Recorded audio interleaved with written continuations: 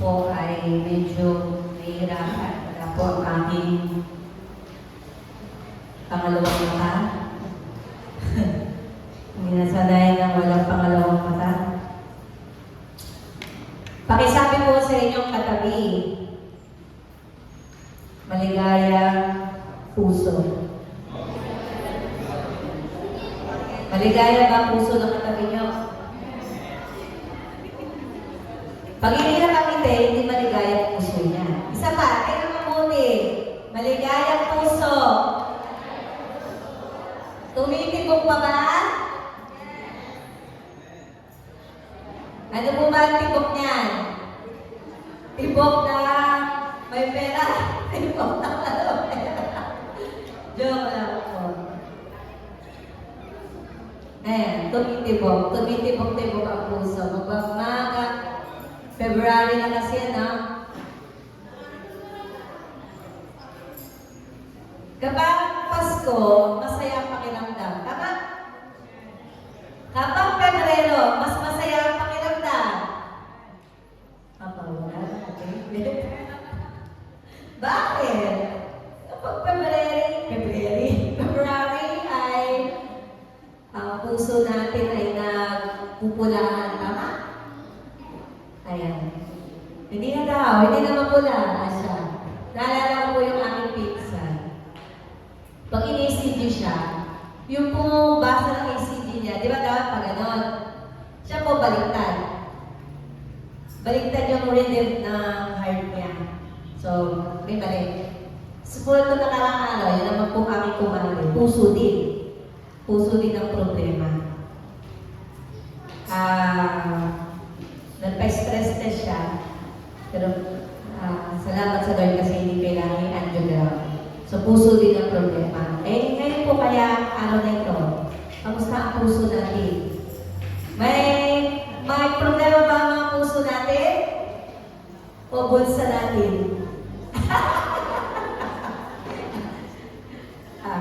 Kaya gawin yan. So, gusto ko muna magpatutok. Salamat po sa Panginoon sa maraming bagay. Kahapon po ay hindi po sumama sa Batangas. Una, dahil mag-work nga po ako. Joke lang yan. Bigla po yung pito ko ay nakipagkita sa akin. Nakaset na po ako na magbabatangas ako ng Sabado. Dahil nga lang po dumating siya ng Wednesday. So, wala na Wednesday na dumating siya, di pa pinagkikita. So, kahapon, akala ko po ay buong magpipinsa na doon kami. Pagdating ko sa mall, ang kasama lang niya ay yung isang 13 years old. So, wala siyang kakwentuhan. Masyado malayo yung level noon. So, kami po, nangyari, kami dalawa, magkasama. Salamat sa Lord kasi meron kaming mga malalalim na kwentuhan kahapon. Kasi ilan na lang sila ng 1, 2, 3, tatlo na lang po sila. Saka isa siya doon sa mga talagang nangalaga sa akin po nung bata ko. Then kahapon, sa biyaya po ng Lord, blessing ng Lord, hindi ko alam, sa ganun po para talaga yata ako pinapamper ng Panginoon. Alam niyo po, kahapon, ay sabi niya sa akin, kailan mag-grocery. So, syempre, mag-grocery, hindi sa yung gastos. Punta sa mag-grocery. Doon nasa grocery na ako, bilang may trabaho, nakakaya pala na sabihin sa'yo, opo, yung siguro mayabang lang din, o hindi naman. Nahiya lang talaga ako kasi siya yung galing ibang bansa, tapos imbis na hindi siya gagastos. Pero yun ang heart niya eh. Simulat sa Paul, alam niyo po, siya po yung unang-una na nagkatrabaho. Siya po yung unang-una nakapagbigay sa akin ng pantalon na original na jag. Hindi ko malilimutan yun. High school na ako nung sabi ko, lahat ng classmate ko meron noon. Ako na nakawala. Dumating siya isang beses galing sa trabaho. 3 months. Mahirap lang talaga kami noon. Super. Mahirap lang talaga. Pasanin lang kami. Yun. Tapos kahapon nga, ganun ulit. Sabi ko, naalala ko lang yung ganito rin yung ginagawa niya sa akin na binibigyan ako ng bagay na gusto ko. At alam ko, paraan ng Diyos yun sa akin. Paraan ng Diyos yun para makikilihan. So, salamat sa Panginoon doon po sa pagkakataon na kahit may trabaho, po sa pakiramdam mo yung namimili ka na hindi naman pagkayan. Amen? Sabi sa pakiramdam, sino may gusto po nun? Gagawin ng Lord sa atin yan lahat. Amen? Kaya hindi ko po kaya yung mga sample shopping cart. Hindi ko kaya yan. Nahiya po akong sobra. Anyway, so salamat sa Lord. Ano, pinagpapasalamat ko po sa Lord. Niya kalabas na po yung pinsan ko. Yun po yung sinabi ko sa inyo, may sakit sa puso. Pero hindi po yung puso ang kanyang pina-check up. Siya po ay may blood yung kanyang poops. Pero, ang maganda po doon ay umabsent ako ng Monday. Kasi walang magbabantay sa kanya. Although, wala na siya swero. So, yung babantay ko na, sabi ko, Lord, mali ba hawak ko ng mic? Sabi ko, Lord, sayang naman yung absent ko kung walang mangyayari. Inarap ko po yung opportunity para i-share ang gospel. Salamat sa Lord kasi nandun din yung dati niyang asawa. Ay, nandun po sa kwarto ko. Ay, wala na po sa sila. Sila dalawa po yung pinatanggap ko sa Panginoon ng araw na yun. Sabi ko, Lord, makaltasan ka ako ng sweldo ngayong Lunes. Hindi kaya ipagpalit ang kaluluwa nitong dalawa. Doon sa makukuha ko sweldo ng Lunes. So maraming salamat sa Lord kasi ang hirap pa nun kasi ang dami ng katets kasi wala pa kaming pera. Kailangan ko namin ng 106,000. Wala pong opera yun. Gamot lang, endoscopy at saka 2D echo. Yun lang ang mga kwarto. 106,000 for 3 days. Yata, 3 days. Wednesday, Thursday, Friday. Yata, 4 days po, no? 106,000, wala pang opera. Magkano na may opera ngayon? Nagagano na ako. Ay, ang dugo po, nung sinali na siya ng dugo, bili pa namin sa labas. Sabi ko, Lord, 106,000. Ano po, hahapon na. And then sabi ko nga sa Lord, Lord, ngayon na ba tamang panahon? Kasi ang daming kausap. Usap na kami kukuha ng guarantee letter. Then, nag-confirm ako. Sabi ko, Lord, ngayon na ba? Tama pa itong desisyon kong pag-absent. Sabi ng Lord sa akin, strike iron when it's still hot. Okay, that's it. Pag nabas ko, upo. Let's pray. Mag-pray tayo. Kuya, let's pray. Hindi niya alam. Yung pagsabi mo, let's pray, sige. Mag-share mo na ako ng gospel. And habang ginagawa ko yun, nakikita ko siya umiiyak. Naiiyak din ako sa Lord kasi ang puti na doon. Kasi kung pinalagpas ko po yun ng Lunes, hindi ko na siya hindi na po ako magkakaroon ng pagkakataon na mabahagi na siya. And second thing po, gabi ko nandun sa pinsan ko, pumayag po siya, yung isa kong pinsan, pumayag siya na may isang araw ako sa, 2 beses sa isang buwan, mag-share ako po sa bahay nila. Mag-Bible study kami. Kasi po, yung mga pinsan ko doon may sakit na, sabi ko, Lord, anytime pupunin ko sila Pero kawawa naman kung hindi ko mailalapit sa'yo. Ano ba naman ang pagiging pag-share ko dito sa church kung hindi ko sila mailalapit sa'yo? Ang salamat sa Lord kasi pumayag po yung pinsan ko. Doon pa lang sa pagpayag niya, okay na. So bahala na ako sa mga susunod na araw kung paano ko sila mag-gather. Pero maraming salamat sa Lord. It is an extra hour for me, pero God is good. Amen? Anyway, let's do this now. Tayo po ay magsimula na sa salita ng Panginoon. At ating po pagsaluhan at tayo po tumayo. Kung tayo po ay may Biblia, kahit ano po yan, English or Tagalog.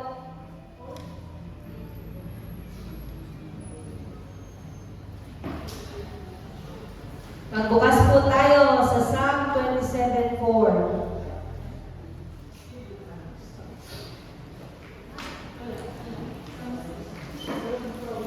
New Testament niya, wala sa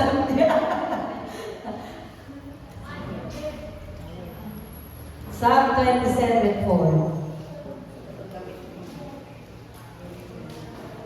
Okay na po, pwede na po tayo magbasa. Sige po.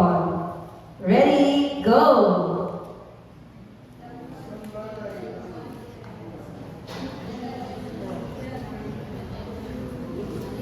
Uulit po tayo.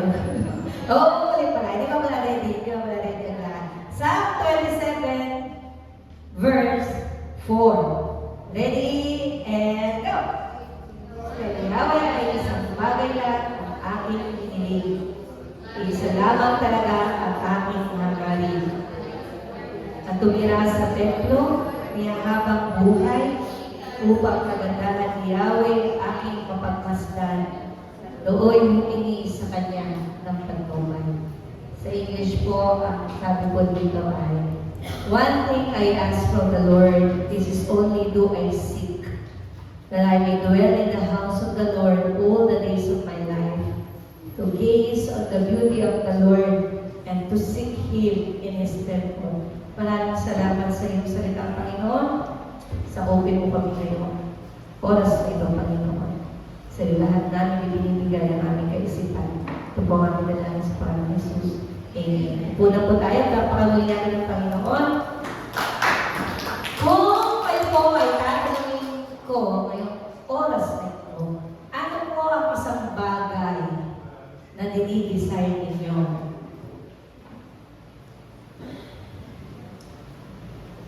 Meron pa po ba? May desire pa po ba tayo? Meron pa po ba? Meron. Marami. Nag-uumpisa sa letter. Ilang syllables. May desire pa tayo, amen? Sino po sa atin ang desire ay katulad ng yan, ibibig?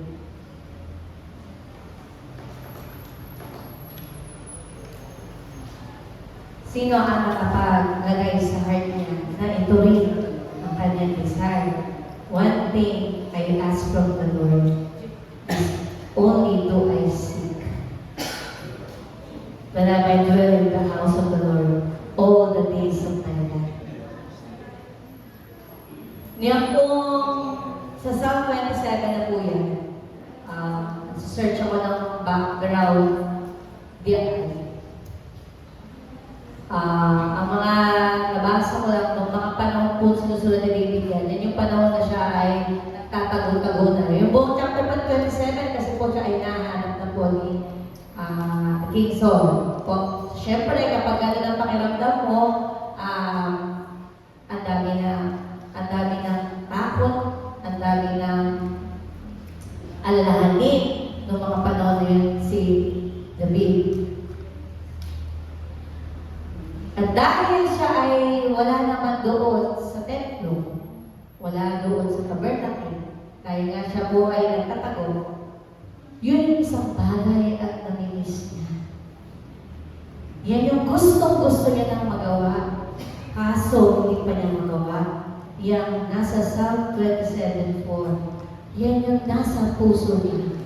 One thing I ask from the Lord. Yan yung pinipilit ng puso niya na nawa ay mangyari. Gusto niya maranasan, muli, maramdaman niya muli. Pero, ito pong sa Psalm 27:4, hindi po not necessarily po na tayo pitira dito sa church, ha? Dami naman natin. Hindi po naman araw-araw sa church. Ibig sabihin po niyan, yan pong seeking God or dwelling God. Sa dulo po nito, ating pag-uusapan natin, ay maintindihan natin lahat. So, sa ating buhay, talaga naman, nung pong Tuesday, nagpe-pray kami, ang concern ay Pilipinas. Tatlo kami, ako, si Ate Fran, si Maribel. So, akala ko, kung pe-pray din yung dalawa, yung pala kinain ko na lahat, dapat na ganyan pag-pray. So, habang po ako nagpe-pray sa Lord, talaga po umiiyak ako sa Lord kasi ang dami kong nakikita na nangyayari sa Pilipinas. Ang dami kong gusto sabihin sa Lord tungkol sa Pilipinas. Ganito, ganyan, ganyan. Ang dami-dami pala dapat ipanalangin. Ang dami-dami sumasakit sa puso ko that time habang kami nag-pray. And I know yun that kayong kasama ko ng dalawa. We are all crying sa Panginoon kasi nga doon sa mga nire-reveal ng Lord na mga dapat ipag-pray. At sa mga yan, yung ating puso, yung ating mga isipan, sobrang talaga ng dami. Daming nangyayari. Sobrang ang daming nangyayari. Minsan nga, ito po nangyayari sa akin sa sarili ko to, ha? Yung sarili ko lang, sobrang ko nang iniisip, parang kulang na kulang. Parang sa maghapon, kulang kong isipin ang sarili ko. Ang dami kong iniisip patungkol sa sarili ko. Sa sarili ko lang, paano ba yun? Mag-ano ko, paano pa yun? Ito, paano pa yun? And, isa pong bagay, salamat po kay Dave sa pagpapahirap sa akin ito. Mine. Okay, eto na po. May nabasa po ako sa internet. Eto daw po yung araw na pamumuhay natin. Parang ganito na po. The kind of days that we are living in. Eto na po yan. Ang hirap to po. The power of God is not praised. The glory of God is not honored. The greatness of God is not admired. The truth of God is not sought. The promises of God are not relied upon. The word of God is not obeyed. The person of God is not loved. The presence of God is not prized. The grace of God is not cherished. Nakakalampag ano po? Yan na yung nauobserbahan. Yan na rin yung nakikita. At minsan, nakukomment din natin. Yung katotohanan patungkol sa kung paano natin tinitingnan, paano natin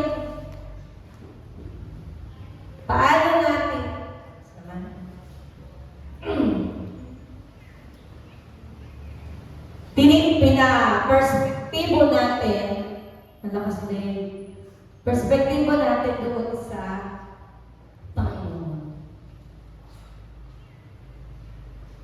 Ito din yung minsan nasa heart din na natin na hindi lang natin napapansin. Kaya nga, pinamagatan ko itong one thing. Ano ba yung isang bagay na mahalaga talaga? Ano ba yung isang bagay na dinidesire natin? Ano ba yung kailangan natin ngayon? Ngayon sa mundo na malapit na dumating ang Lord, wala na tayo makita sa mundo na mabuting pangyayari. Lahat ng makikita natin parang masama. Pero isang bagay ang meron tayo. Dahil kasama natin ang Diyos, may magagawa pa tayo para bumuti ang bawat araw. Amen? Amen po? Pakisabi sa katabi, bubuti pa ang araw natin. Kasi kasama natin ang Diyos. So, paano ba natin itong one thing na ito mangyari sa buhay natin? Yung sinasabi niya sa Psalm 27:4, paano ba ito? Paano natin maisasabuhay itong bagay na ito? O itong verse na to. First is, get hold of yourself and move forward. Philippians 3:13. Brothers and sisters, I do not consider myself yet to have taken hold of it, but one thing I do, forgetting what is behind and straining toward what is ahead. Ibig sabihin, mga kapatid, minsan, kung madalas na, tapos na, ibinabalik ka. Nakaraan mo ngayon, ibinabalik pa natin. Na kung saan, na nakahalangan yung mga bagay na dapat ay nagagawa na natin sa Lord dahil sa pag-iisip mo ng mga bagay na yon, nawawala na. Hindi tayo dapat mas doon sa mga failures, doon sa mga nasayang na panahon, doon sa mga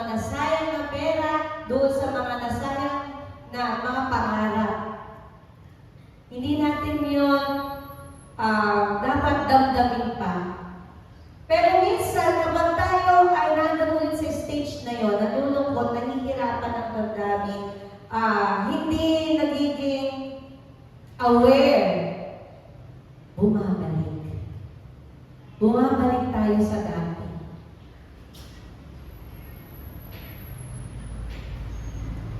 Kailangan nating mag-quit doon sa pagduduel natin sa nakaraan. Mahirap yun gawin, pero kaya. Amen? Minsan talaga yun ang ginagawa ng kaaway. Paulit-ulit na lang ibinabalik tayo doon. Nakakapagod din. Kaya lang ang nangyayari. Dahil nagiging paulit-ulit, hindi tayo nakakatayo. Hindi tayo nakakaroon ng tamang pagpili. Hindi natin na-stand on what is right. Mas nalalagay natin lagi ang sarili natin doon sa lugar na yun. Doon sa posisyon na yun. Nandun ka na dati, bakit nilalagay mo pa ulit ang sarili mo? Ako po kahit ang sarili ko gano'n. Nandun na. And I'm ashamed. Kasi nangyari na sa akin, inulit ko na naman. At sobrang nakakahiya. Sobrang nakakahiya sa Lord. Sabi ko, Lord, bakit ba yung nakaraan ko ngayon paulit-ulit na lang?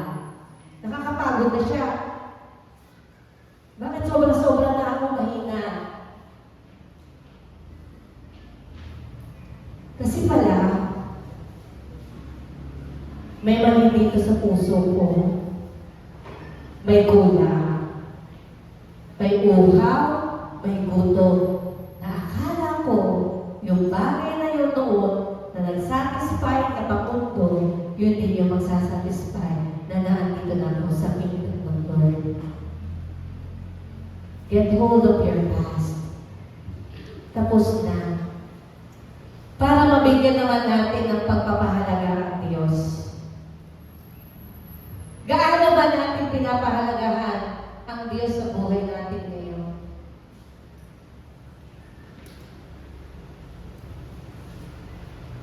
Maraming bagay na makapagpapapigil sa atin para tayo magpatuloy. Ang dami talaga. Minsan, bigla-bigla nang dumarating. Minsan, sarili na lang talaga natin. Yung lagi sinasabi, the flesh is weak, tapos yung spirit willing.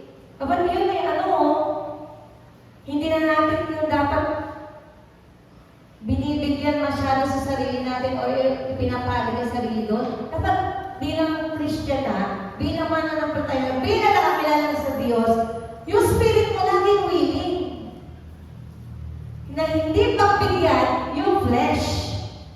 Amen? Kaya sa mga simpleng bagay lang natin, sa pagsunod lang sa magulang, may isa napapagbigyan pa natin yung flesh natin. Sa pagdakaw lang sa mga gawain na pagbibigyan natin ang flesh natin. Sa pagsisimba paglingkod, pagbibigyan natin ang flesh natin.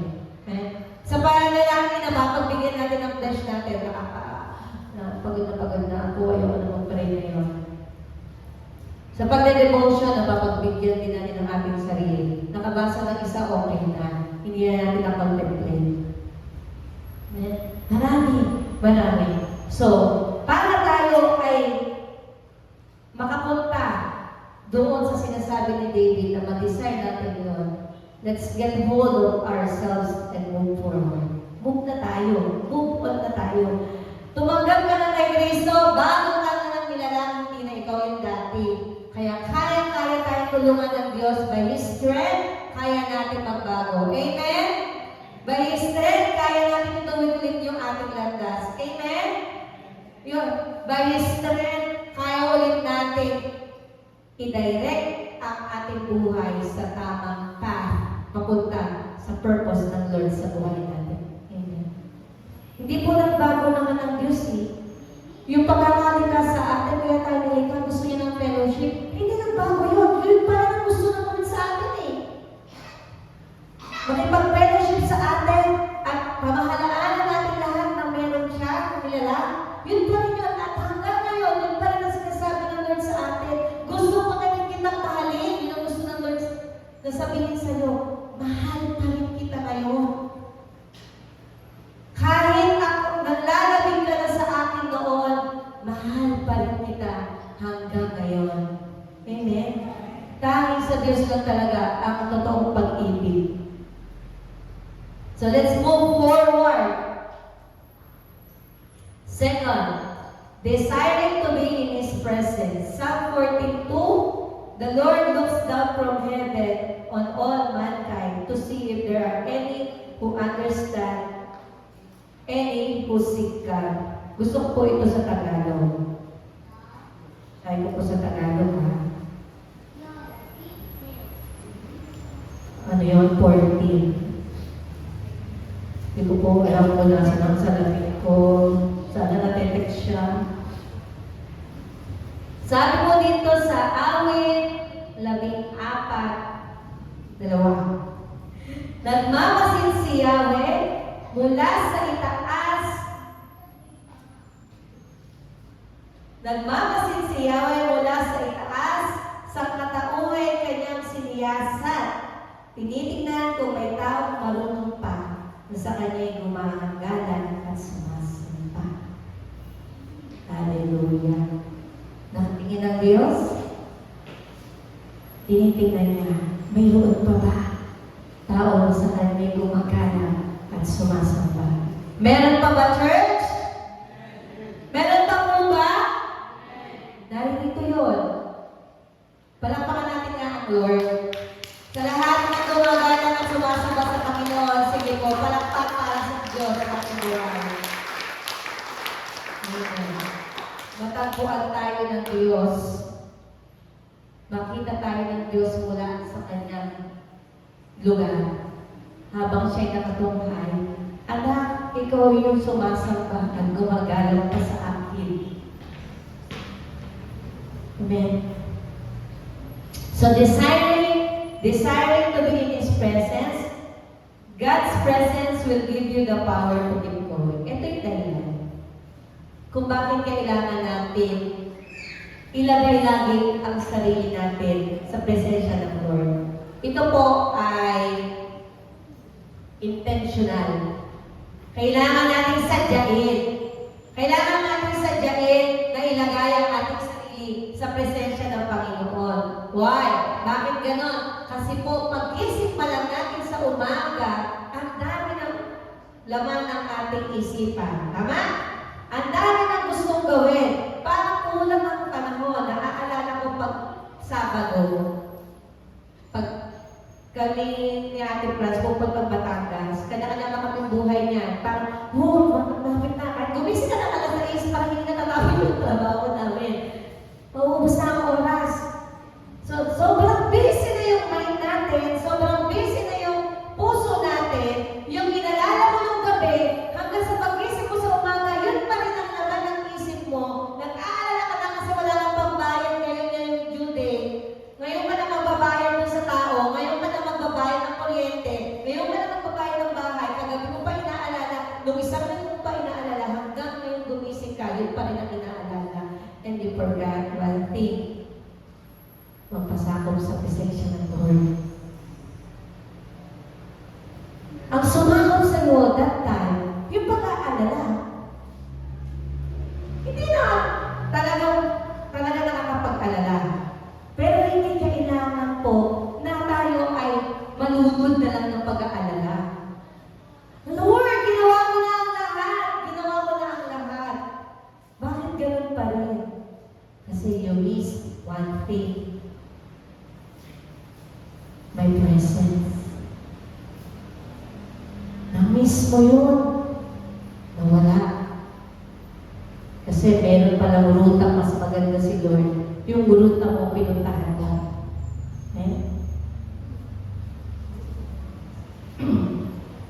Sa presensya ng Panginoon, ito po yung ginagawa niya sa atin. When you're lonely, God is your companion.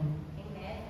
Kapag nasa presence tayo ng Panginoon, kung ikaw man ay lungkot na lungkot sa buhay, lagi natin tatandaan na andyan ang Diyos to comfort us. Amen. Psalm 16:11, your presence fills me with joy and brings me pleasure forever. Alam niyo po, yan totoo sa akin yan. Minsan, darating na lang ang lungkot. Kahit po ako na sa papasok ng bahay, papasok ng eskwelahan, sa kanya ng jeep. Isang araw po, late kasi na ako. Isang araw, ang tagal pa nung jeep. Sabi ko, ano ba yan? Ano pag sumigaw? Tulit na ako. Pero hindi dapat yung jeep ang sisingin. Ako talaga yun. Naka-face mask ako. Tumutulog ko yung luha ko.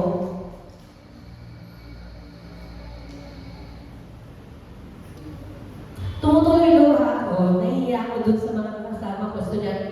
Pag umaga, pakiramdam ko, pwede na ako magklase kasi puro estudyante ako sabi ko sa jeep. So nahihiya ako sa mga estudyante. Kasi tumutuloy siya, walang tingin siya sa tulo. Kasi nung gabi, bigla na dumating yung lungkot. Eh nung umaga sa bakay ako ng jeep, alam niyo kung ano? Naranasan ko yung yakap ng Lord. At may isang tao na alala. Alam ko, pinagpapray niya ako. Sabi ko, Lord, pagpalain yung tao na yun kasi alam ko, pinagpapray ako.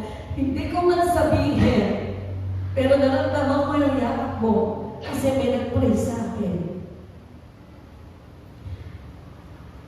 Sa isang katulad ko na ulila, walang asawa, solo. Okay, Lord, napaka-frequent yan. Yan pong loneliness. Kaya nga kapag ikaw ay nagdesisyon maging single sa buhay, make sure you depend on God. Hindi mo kaya yung lungkot, mahirap. Bigla na lang yan. Kahit sa mga matatanda, as you grow old, iba din yung lungkot niyan. Kaya kailangan natin ng presensya at pagdepende sa Diyos. Amen? Kaya pag may nagsasabi sa akin, kailangan mag-asawa, mag-asawa ka. Kasi kailangan yun. Design ng Lord yun na mag-asawa.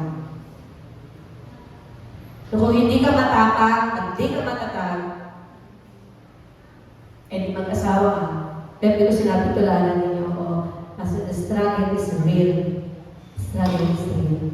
They need to stand up kasi may lakas na gagaling sa Lord. Amen.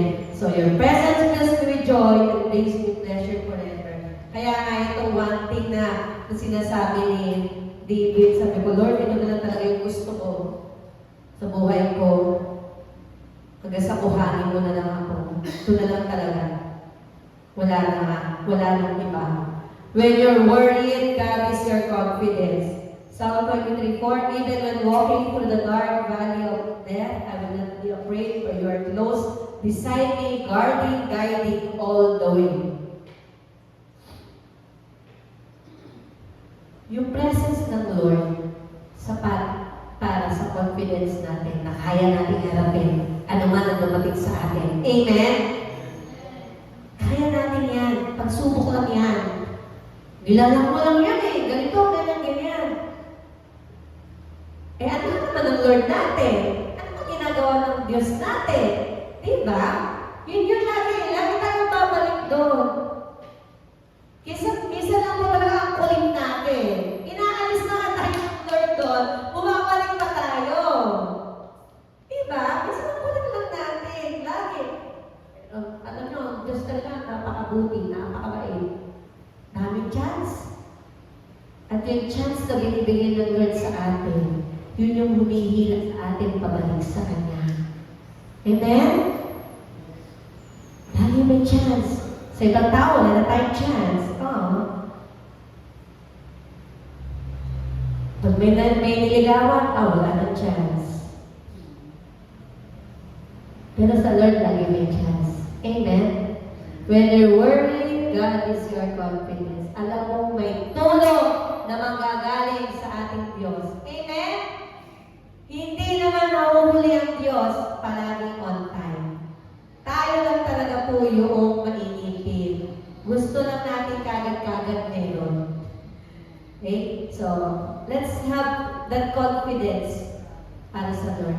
Let's desire na presensya niya pagbigay sa atin ng confidence. When you're tempted, God is your counselor. 1 Corinthians 10:13, the temptations in your life are no different from what others experience. And God is faithful. He will not allow the temptation to be more than you can stand. When you are tempted, He will show you a way out so that you can endure. Amen? Kaya naman talagang palagpasan. Hindi lang minsan pinipili. Hindi po accepted ang mga leaders dyan. Hindi po accepted ang mga pastor dyan. Sa mga temptation na sa paligid. Pero ang maganda dyan, habang tayo ay nasa presence ng Lord, kung yun talaga tayo, if we're dwelling in the presence of God, kaya natin yung labanan. Not dwelling on ourselves, kaya natin yan. Amen? Ano ba yung mga temptation pa sa buhay natin? Ano pa ba yung nakakapagbigay sa atin ng mga kasalanan na iyan? Ano pa ba yung kailangan natin ng lakas at presensya ng Lord? Kung tayo ay nasa presensya ng Panginoon araw-araw, kaya natin yan. Amen po? O, sabi sa katabi, kaya natin yan. Kaya natin yan. Sa tulong ng Diyos. Pagsak po yun, pag yung willpower lang natin, hindi natin kaya. Maniwala kayo, hindi natin kaya kapag willpower lang natin. Naalala ko, di ba, kapag yung mga naninigarilyo, ang hirap daw tanggalin yun. Mga matanggarilyo. Mahirap sa sarili. Pero sa biyaya tulong ng Diyos, kaya. Amen? Kung meron pang may habitual pa tayong ginagawa na hindi maganda, kaya pa yan. Amen? Kaya natin yan. Huwag na natin i-expose ang sarili natin sa mga bagay na nakapagpapahina sa atin. Yun lang yun. Ito, kung itong Facebook, kung yung pag-ML na yan, kung yung mga ibang sports tuloy, what's that, game na yan, nakakain na buong araw mo. Ako, nakakain po minsan ng oras ko talaga itong race na to. Na mga pinapanood. Kung nakakain yan, stop mo na muna. Baka habit na eh. Baka hindi na maganda. O talaga ba hindi na maganda? Ba? Yung constant kain ng mga bawal. Yan. Dahil temptation dyan. Masarap. Masarap po yung mali. Aroy good. Diba? Kaya natin yan. Alam nyo, minsan sa maliliit na bagay, pag hindi mo nalabanan, paano ba yung malaki? Sa tulad ng Diyos, kaya yan. Diba? Yung oras mo, na 3 oras, 5 araw, 5 oras ka naglalaro ng cellphone na yan. O panonood ng Korea na yan. 3 minuto ka lang nagbasa ng verse sa Bible. Ay paano na yan? E di yung present mo, e di yung sarili mo, kinain na ng games, kinain na ng Korean, kinain na ng mga marites na napakita natin sa Facebook, kung sino na yung mga hiwalay ngayon. Huwag tayong hiwalay sa Lord. Amen? Okay. When you're discouraged, God is your comforter. Magdagdag yun sa unahan. The Lord saved me from death, He stopped my tears and kept me from defeat. And so I walk in the presence of the Lord in the world of the living. Amen? Ang sarap po nung verse. And so I walk in the presence of the Lord in the world of the living. Hallelujah. Tayo'y naglalakad sa presensya ng Panginoon sa mundo ng mga buhay. Buhay pa tayo sa ating mundo. Naglalakad tayo kasama natin ang Diyos. Amen? Kasama mo ba ang Diyos? Lagi naman natin kasama. Omnipresent ka, di ba? Pero bakit meron tayong minsan, Lord, nandiyan ka ba? Yes, nandiyan ang Lord. Second na tanong doon, nasa akin ka ba? Nasa presensya pa kita. May mga takot ko, nangyayari yan. Pumapasok yan. Pero, kailangan natin palitan. Amen po? So, all we have to do is to walk in the presence of the Lord. Psalm 105:4, look to the Lord and His strength. Seek His face always. Lagi na lang. Lagi natin gawin ito? Simulan natin. Ano ngayon? February 9. Okay? So, noong January, mga New Year's resolution. Okay? Mga New Year's resolution. Noong January ba, merong naglagay sa atin, sa puso natin na ngayong January, ilalagay ko ang sarili ko lagi sa presence ng Lord. Ngayong January 2025, gagawin ko ang buhay ko ay nakasalig lagi sa salita ng Panginoon.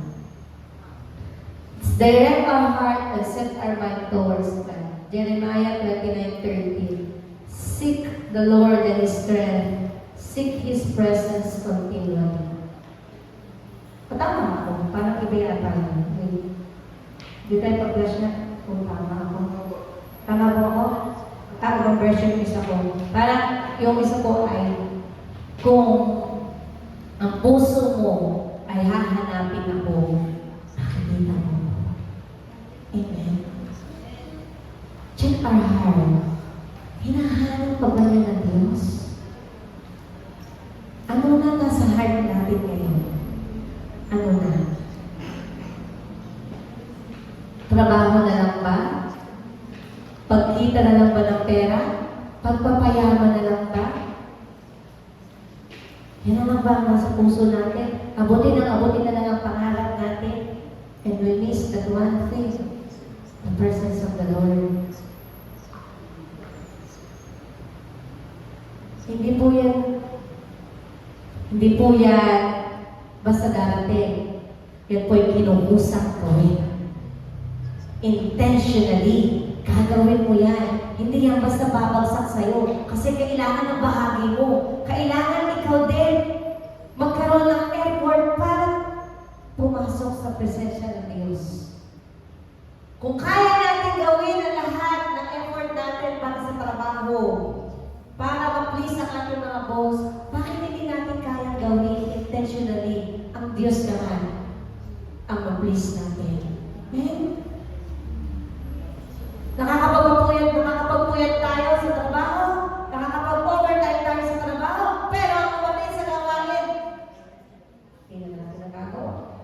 Kaya natin maglaba ng isang 2 lingguhan ng matagal sa labahan, pero ang umatin sa gawain, ang manalangin, ang mag-devotion, nawawala na. Kaya natin magpumasya ng kalahating araw, mag-roam around. Yung panalangin natin kaunti lang. That's not the present.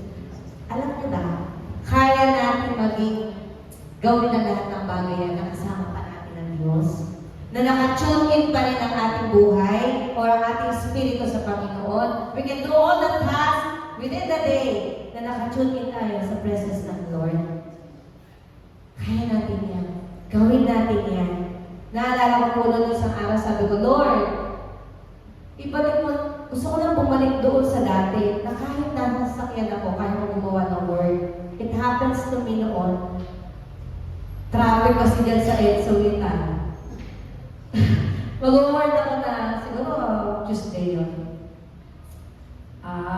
February ako sa Lord. Alam niyo po, pagbaba ko dito, natapos ko yung word.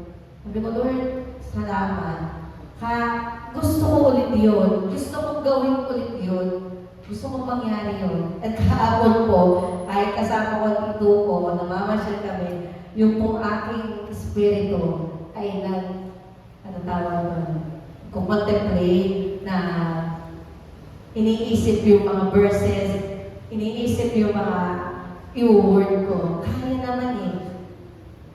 Nasa Kanya ka at nasa Lord din. Tama ba ako? May kaya nun? Yung presence na gano'n? Baka sa moment, may question din ako. Hindi mo na ibigay yung buong presensya mo sa Lord. Hindi mo na ibigay yung buo. Sa experience ko kasi, halimbawa, ako po noon baka panahon na yun dati, kahit magbibigay po ang mag-headed sa akin, may pray tayo. Kahit nagtuturo ako,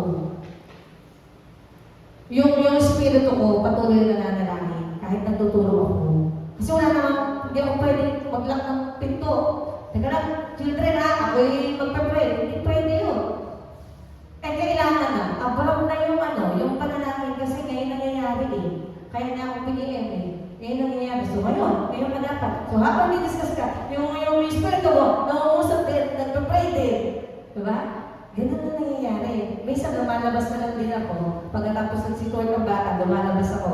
Doon ako nagpa-pray. Kaya nangyayari sa akin, tumutulong ang luha ko sa labas. Kasi may pinagpe-pray.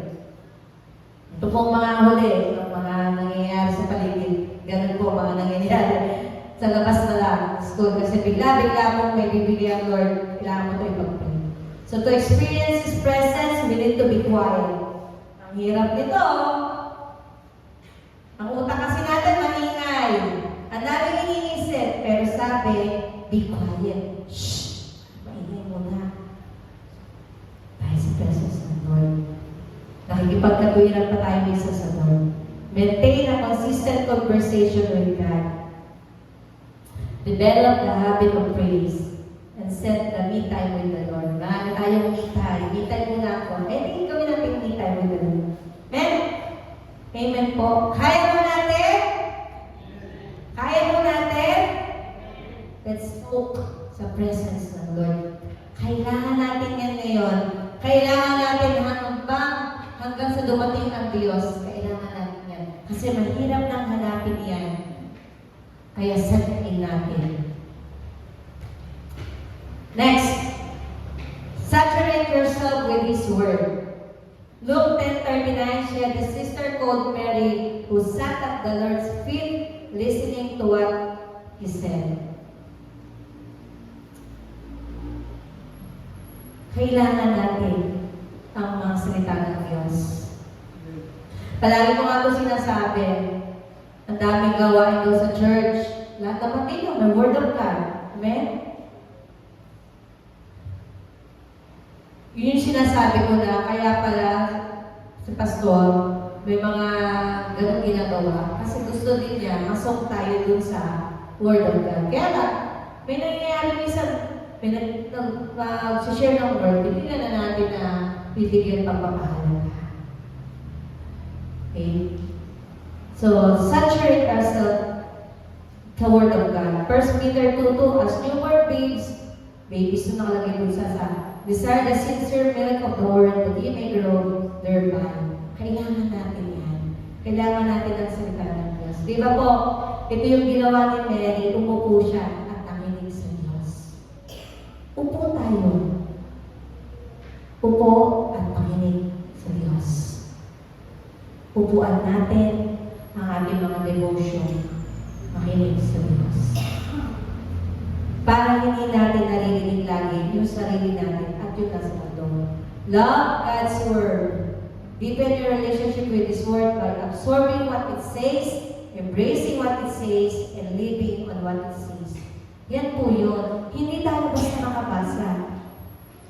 Sa tagal na natin dito sa church, ilan pa ba yung naaalala natin mga salita na pinag-preach dito?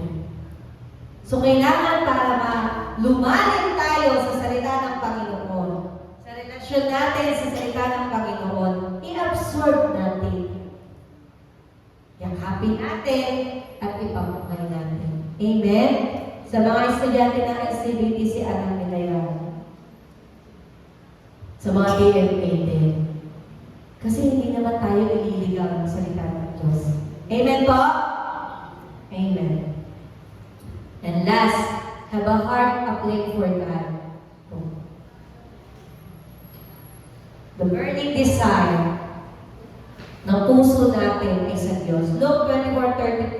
And they said to one another, did not our hearts burn within us while He talked with us on the way and while He opened to us the Scriptures? Ito po yung panahon na nakikila Panginoon. Ang sabi po dyan, yung puso'y nag-apoy. Grabe! Kapag kinakausap natin ang Diyos, meron bang apoy ang puso natin? Nararamdaman mo pa ba yung burning heart mo na, Lord, ito yaw, ito ikaw, ito yun, ito yung sinabi mo. sa Diyos. Ibalik natin yun. Ibalik natin yung apoy natin sa Diyos.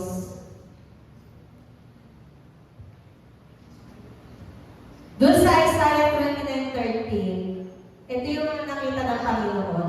The Lord said, "These people claim to worship me, but their words are meaningless, and their hearts are somewhere else. Their religion is nothing but human rules and traditions, which they have simply memorized."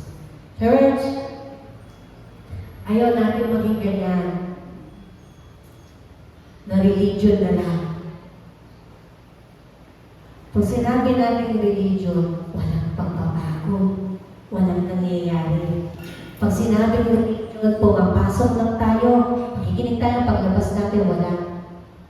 We need relationship. At yung relationship na kailangan ngayon natin, mararanasan lang natin yun kung araw-araw gugustuhin natin ma-experience ang Diyos. Amen? Sa pag-isip pa lang natin, Lord, gusto kita ma-experience ngayong araw na ito. Ano? Samahan mo ako. Ano ipapa-experience mo sa akin ngayong araw na ito? Hindi ganito puso ang gusto ng Lord. Hindi niya gusto makita na tayo mga mananampalataya, tayo mga taga-Ebenezer ay ganito. Worshipping, but their words are meaningless. Our hearts are somewhere else. Masakit yan sa Lord.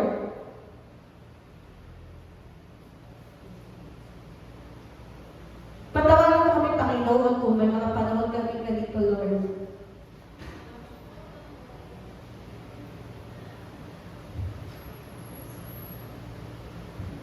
Hindi natin gusto na maging ganito.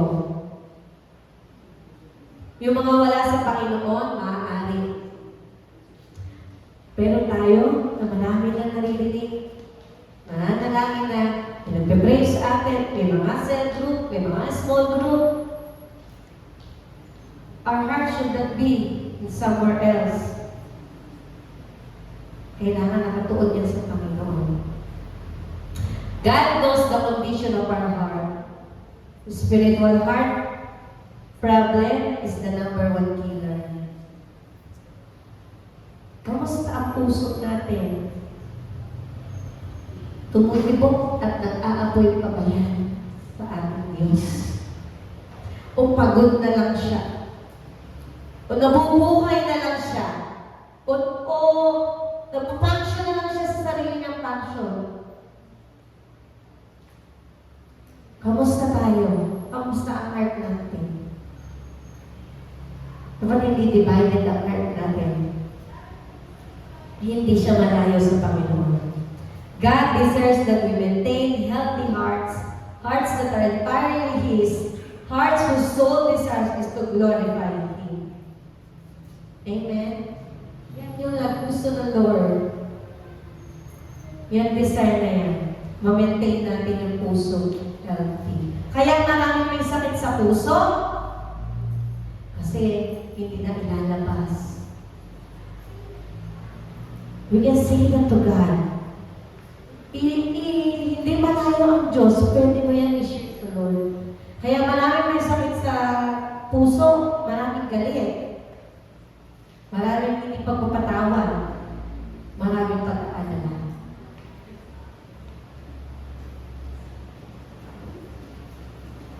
Masarap mabuhay. Amen? Ayun na yata. Masarap mabuhay? Lord, wag po. Sarap mabuhay nila. Nabuha. Makakabot pa ako nakita nila nanay. Hallelujah. Lord, BSIS pa. Masarap mabuhay. Naisip ko nga. Sabi ko, Lord, gusto ko na lang talaga maging masaya ang buhay. Ayoko na masyadong maging problematic sa mundo. Kasi kapag habang tayo ng problema, pumapangit lang tayo. Tingin sa katabi. Pangit na ba? Pag pangit na yan, sobrang dami ng problema niya sa buhay, bigay sa Lord. Salamat sa sa Panginoon at lahat ng naririto'y magaganda at gwapo ka. Amen? Amen? O, di ba? Sabihin mo sa katabi mo, ang ganda-ganda mo at pogi-pogi mo na. Take chocolate. God desires our heart. Gusto ng Diyos yung puso natin. Pero kaya ba natin ibigay yung puso natin sa Diyos? There's hope. All we have to do is to dedicate. The dedication ulit natin. Let's rekindle the flame, bring our heart to God. Psalm 139:23-24. Search me, O God, and know my heart. Try me and know my anxious thoughts, and see if there be any deceitful way in me. May pag-asa pa tayo. Kaya pang gawin yung puso na yan. Ilapit lang natin sa Panginoon. Amen po. Let's desire. Let's desire yung presence ng Lord. Sabi ko nga, ano pa ba ang gustuin ko sa buhay ko? Yun na lang sa Lord. Yun na lang. Kasi naibibigay naman ng Diyos ang lahat.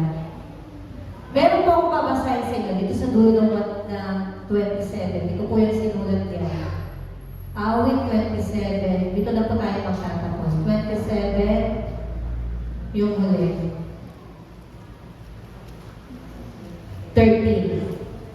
Naniniwala akong bago akong mamatay, kabutihan ni Yahweh aking masasaksihan. Ulitin ko po. Naniniwala akong bago akong mamatay, kabutihan ni Yahweh aking masaksihan. Yan po yung sabihin. Ibig sabihin po, ngayon, bukas, at sa mga susunod na araw, makikita natin ang kabutihan ng Diyos. Sa lahat ng naniniwala na makikita mo ang kabutihan ng Diyos na ginagawa sa buhay mo, ay mag-Amen. Gusto kong malakas. Lord, naniniwala kami na ang kabutihan mo yung masisilayan namin. Sa Ebenezer, Panginoon, lahat ng anak mo, Lord, makikita yung kabutihan mo sa araw-araw na buhay namin. May problema man o wala, nadiyan ang Panginoon. Mabuti ang Diyos. Amen? What is our response? What is that one thing you desire? Will it be like David's one thing? Ito ba ang laman natin? Kay Yahweh, isang bagay lang ang aking hiniling. Isa lamang talaga ang aking hangarin. Ang tumira sa templo niyang habang buhay upang pagandahan ni Yahweh ay aking mapagmasdan at do'y humingi sa kanya ng patuloy. Church, huwag natin ialis ang ating sarili sa Diyos. Huwag kang lumayo sa Diyos. Sadyain natin ang presensya ng Panginoon. Kalimutan ang mga nakaraan. Pag-umpisa tayo ulit. Amen. May maganda pang gagawin ng Diyos sa atin. Amen. Tayo po lahat ay lumayo.